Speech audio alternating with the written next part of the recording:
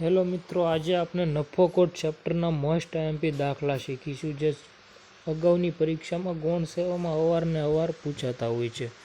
પહેલો દાખલો છે, એક વેપારી વસ્તુની કિંમત 25% વધારીને પછી 10% ડિસ્કાઉન્ટ આપે છે, તો તેને વાસ્તવિક નફો કે ખોટ કેટલો થાય? તો આવા દાખલા હંમેશા કન્સિક્યુટિવ ટ્રાન્ઝેક્શન પ્રમાણે હોય છે. 25% વધારવાનો એટલે +25 - 10% ડિસ્કાઉન્ટ હંમેશા માઇનસમાં આવશે. -25 × 10 250 ભાગ્યા 100. 25 માંથી 10 જાય તો 15 આવશે અને 250 ભાગ્યા 100 એટલે 2.5. 15 માંથી 2 જાય તો 13, 13 માંથી 0.5 જાય તો જવાબ આવશે 12.5, જે પ્લસમાં આવશે એટલે 12.5% નફો.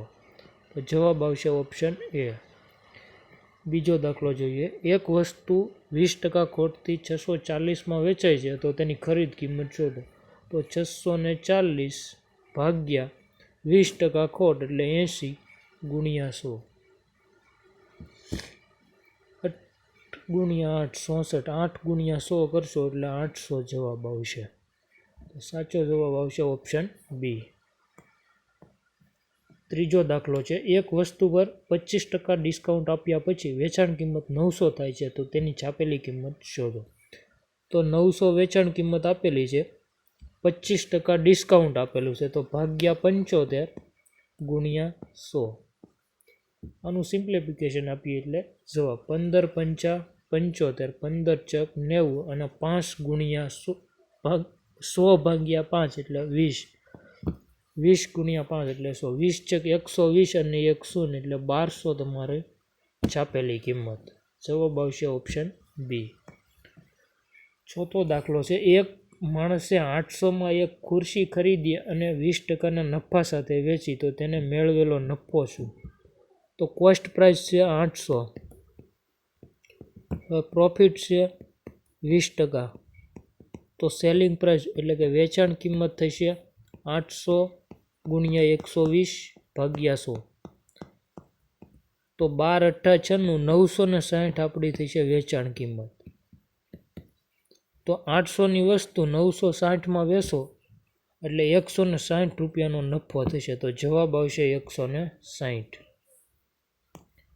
પાંચમો દાખલો છે, એક વ્યક્તિ એક વસ્તુ 15% નફા સાથે 207 વેચે છે. જો તેને 25% નફો મેળવવા માંગતો હોય તો તેને વસ્તુને કઈ કિંમતે વેચવી જોઈએ?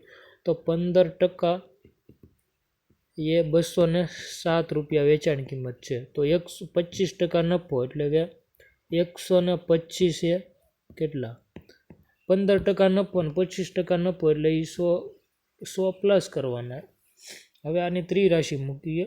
ત્રિરાશિ આપણે સોલ્વ કરીએ તો 125 × 207 ભાગ્યા 115. 23 × 5 = 115, 23 × 9 = 207 ને 25 × 5 = 125. 25 × 9 કરો એટલે તમારો 225 જવાબ. તો વેચાણ કિંમત થશે 225, ઓપ્શન સી જવાબ. છેલ્લો દાખલો છે, એક વસ્તુની છાપેલી કિંમત 1500 છે, 10% ડિસ્કાઉન્ટ આપ્યા પછી પણ 20% નફો થાય, તો તેની ખરીદ કિંમત કેટલી થાય? તો આ દાખલાનો જવાબ કોમેન્ટ કરો, કેટલો જવાબ આવે છે.